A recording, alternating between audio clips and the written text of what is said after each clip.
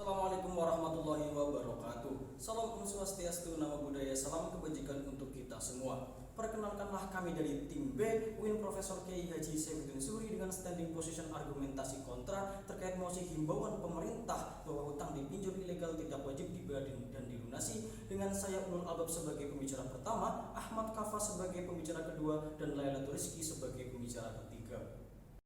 Dewan Juri yang terhormat, mosi kali ini berangkat dari pernyataan pemerintah melalui Mahfud MD selaku Menteri Koordinator Bidang Politik, Hukum, dan Keamanan yang menyatakan bahwasanya masyarakat tidak wajib untuk membayar atau melunasi hutang terhadap pinjol ilegal.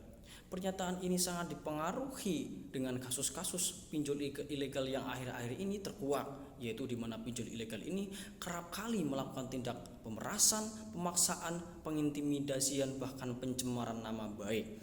Namun demikian Dewan Juri yang terhormat, hal itu tidak bisa dijadikan dasar, hal itu tidak bisa dijadikan sebuah alasan untuk meniadakan atau mengesampingkan kewajiban pembayaran ini terhadap pinjol ilegal.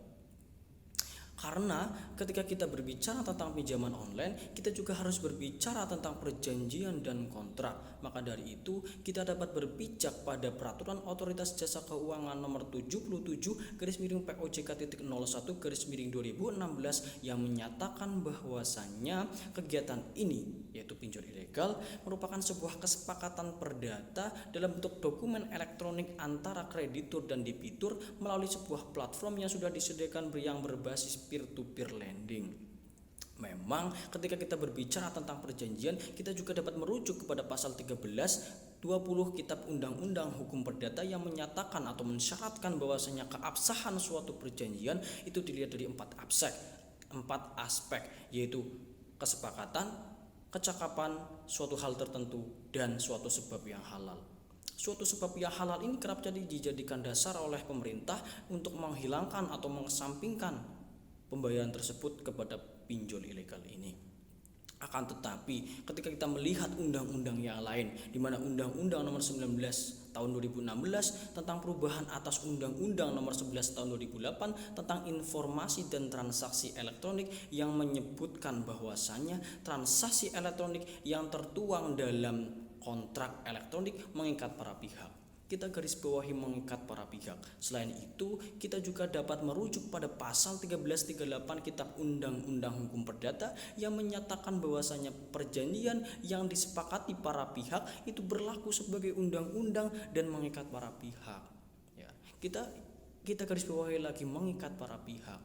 Kita juga dapat merelevansikan terhadap kaidah-kaidah fikih seperti al-hukmu yaduru ma'al illati wujudan wa adaman, di mana hukum itu berkutat pada ilatnya antara ada dan tiadanya. Kita ketahui bersama bahwasannya dalam transaksi pinjam meminjam ini walaupun ilegal ada berbagai aspek, itu adanya kesepakatan antara peminjam dan yang dipinjam, yaitu pinjam ilegal ini. Selain itu juga adanya kebebasan dalam memilih. Kebebasan dalam memilih itu yaitu oleh peminjam ini. Jadi ketika peminjam ini melakukan pinjaman terhadap pinjol ilegal, itu sudah sebuah resiko karena memang ada pilihan lagi untuk meminjam kepada pinjol yang legal. Selain itu juga adanya kesadaran ini menjadikan bukti bahwa pesannya perjanjian tersebut ya karena memang kehendak masing-masing pihak. Maka dari itu sudah relevansi sekali ketika juga dikaitkan dengan pasal 1754 Kitab Undang-Undang Hukum Perdata yang pada intinya menyatakan bahwasanya sesuatu yang dipinjam itu harus dikembalikan. Maka dari itu alasan-alasan yang menyatakan bahwasanya pinjol ini kerap kali melakukan tindak pengintimidasian, pemerasan, pemaksaan, dan pencemaran nama baik ini didasarkan dasar hukum di mana hal itu harus dihilangkan, pembayaran ini harus dihilangkan, maka itu tidak tepat. Maka dari itu kita tetap dalam standing argumentasi kontra yang tidak setuju atau menentang himbauan pemerintah terkait tidak perlunya atau tidak wajibnya membayar terhadap pinjol ilegal ini. Argumentasi ini akan dielaborasikan dengan pembicara kedua dan yang ketiga. Demikian yang dapat saya sampaikan. Kurang lebihnya mohon maaf dan terima kasih.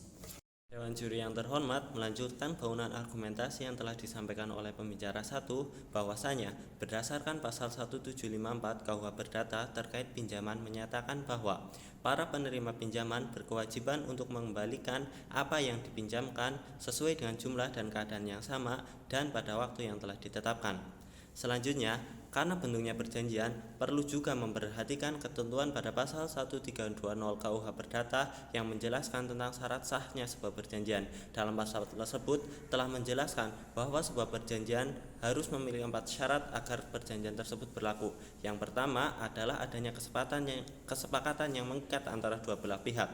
Yang kedua, kecakapan dalam membuat perikatan antara dua belah pihak tersebut, dan yang ketiga suatu pokok persoalan tertentu, dan yang terakhir adalah suatu sebab yang tidak terlarang. Dewan juri yang terhormat, keempat syarat tersebut tentunya telah dipahami oleh kedua belah pihak sebelum melakukan sebuah perjanjian, baik dari pihak nasabah yang ingin melakukan pinjaman pada lembaga pinjol ilegal maupun dari pihak pinjol ilegal tersebut sendiri.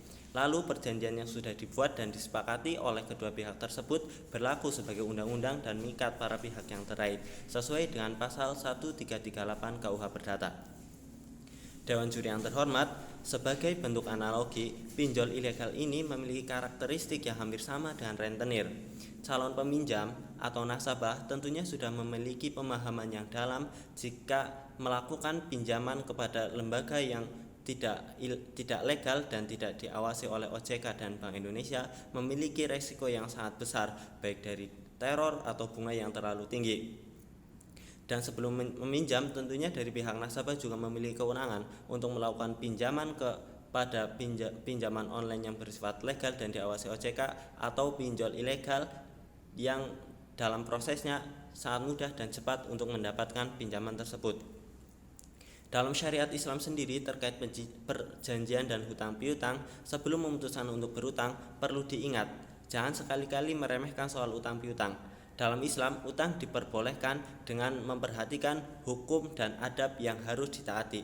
Tidak ada satupun hutang yang boleh tidak dibayarkan. Bahkan dalam menunda-nunda saja dan lalai dalam membayarkan hutang tidak diperbolehkan. Dewan juri yang terhormat, melihat ketentuan undang-undang sebagai landasan hukum positif di Indonesia dan berdasarkan hukum Islam, para nasabah yang telah melakukan pinjaman walaupun di aplikasi pinjaman online ilegal, maka status peminjamannya tetap ada, serta sebagai sebuah kesepakatan karena peminjam dengan sadar telah melakukan perjanjian pinjaman meminjam dengan pihak pinjol ilegal dan tetap wajib untuk membayar pinjaman pokok kepada pihak pinjol ilegal tersebut. Dewan juri yang terhormat, perlu diketahui bahwa bukan hanya oknum pinjol ilegal yang telah melakukan pelanggaran hukum dengan tidak mendaftarkan lembaganya secara resmi kepada pengawasan di bawah OJK. Namun seringkali terjadi pula pihak pinjol ilegal tersebut dirugikan oleh para nasabahnya karena sengaja meminjam kepada pinjol tersebut tanpa niat untuk mengembalikan pinjamannya dan melakukan berbagai kejahatan-kejahatan lain dengan membobol data pribadi masyarakat dan memperjualbelikannya sebagai syarat untuk mendapatkan pinjaman tersebut. Dewan juri yang terhormat, menanggapi statement Bapak Mahfud MD selaku Menko Polhukam dan Kominfo dari pihak pemerintah yang menyatakan dan menghimbau kepada masyarakat agar tidak perlu membayar hutangnya jika kepada pihak ilegal dan didukung oleh OJK. Jika dibiarkan bahkan sampai disahkan akan memunculkan asumsi di kalangan masyarakat bahwa hutang tersebut tidak perlu dibayar dan akan menjadikan sebuah kebiasaan yang buruk. Terbukti dengan munculnya berbagai konten di kanal YouTube yang dengan terang-terangan membuat tutorial untuk melakukan pinjaman di aplikasi pinjol ilegal tanpa perlu membayarnya. Dewan juri yang terhormat, perlu diketahui bahwa perjanjian yang dilakukan antara pemberi dan penerima pinjaman pada pinjaman online yang tidak terdaftar dan tidak berizin di bawah lisensi OJK menjadi dapat dibatalkan. Perlu digarisbawahi Dewan juri, hanya dapat dibatalkan, bukannya nasabah tidak perlu membayarkannya. Konsekuensinya jika perjanjian tersebut dibatalkan, keadaan kembali pulih seperti semula sebelum perjanjian dibuat. Oleh karenanya, peminjam tetap wajib mengembalikan semua utang yang telah dipinjam. Hal tersebut merupakan pandangan Wakil Menteri Hukum dan HAM Profesor Edward Umar Sharif dalam permasalahan keperdataan yang menyatakan bahwa perjanjian dapat dibatalkan karena adanya penyalahgunaan keadaan. Dewan Juri yang terhormat, berdasar uraian tadi, bukannya dari kami mendukung pihak pinjol ilegal, namun kembali lagi kepada mosi kali ini, yaitu tentang kewajiban membayar hutang pinjol ilegal. Kami berpendapat bahwa dana pokok yang dipinjam tetap wajib dibayarkan oleh nasabah dan dapat dibatalkan perjanjiannya karena penyalahgunaan keadaan seperti bunga yang terlalu tinggi dan teror dari pihak pinjol ilegal tersebut. Hal tersebut kami dasarkan pada paparan landasan yuridis dan dasar syariat Islam di atas. Dari pembicara kedua, sekian dan terima kasih. Dewan Juri yang terhormat, menyambung bangunan argumentasi dari pembicara kedua, perlu diketahui pembahasan terkait pinjaman online ilegal bahwasanya bagi nasabah yang meminjam kepada oknum pinjaman online ilegal perlu ditegaskan kembali pinjaman tersebut harus tetap dilunasi karena akan menimbulkan permasalahan di bunga yang melampaui pinjaman pokoknya. Dan sudah jelas di dalam Al-Quran, Quran Surat Al-Baqarah ayat 282, yaitu yang artinya, wahai orang-orang yang beriman, jika engkau telah melakukan utang piutang, maka hukumnya wajib untuk dilunasi. Quran Surat Al-Baqarah ini mempertegas bahwasanya hutang itu wajib untuk dilunasi.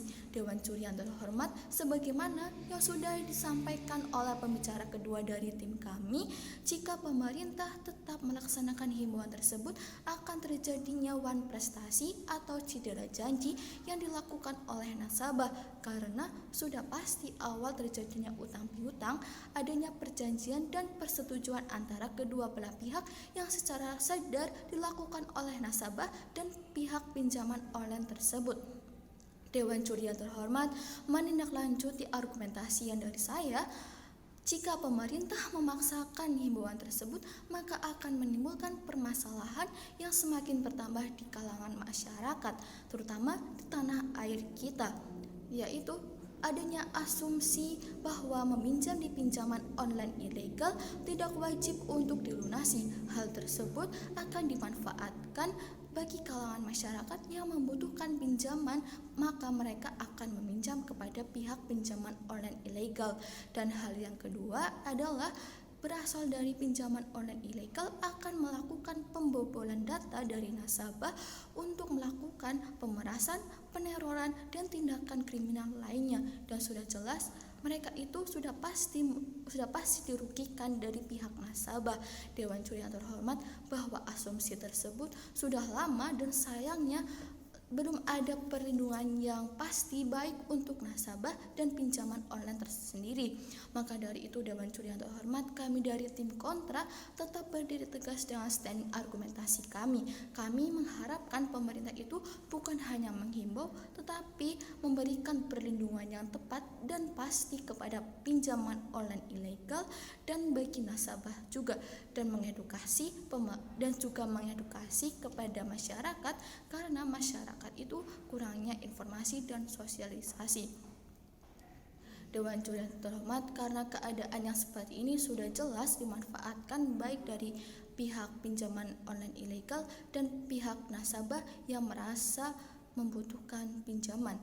Oleh karena itu kami dari tim kontra menyarankan solusi kepada pemerintah yang pertama untuk lebih tegas menangani permasalahan ini, dan yang kedua mengedukasi kepada masyarakat terkait pinjaman online ilegal, dan yang ketiga memberikan perlindungan hukum yang tegas untuk pinjaman online ilegal dan bagi nasabah di kalangan masyarakat. Jadi bukan hanya himbauan kepada masyarakat, tetapi memberikan perlindungan hukum yang pasti kepada pinjaman online ilegal dan juga kepada nasabah. Dewan Juri yang terhormat, karena di sini seolah-olah pemerintah itu hanya memihak kepada nasabah yang meminjam kepada pinjaman online ilegal. Karena itu kami dari tim kontra menyarankan solusi yang sudah dijelaskan oleh saya. Sekian dan terima kasih.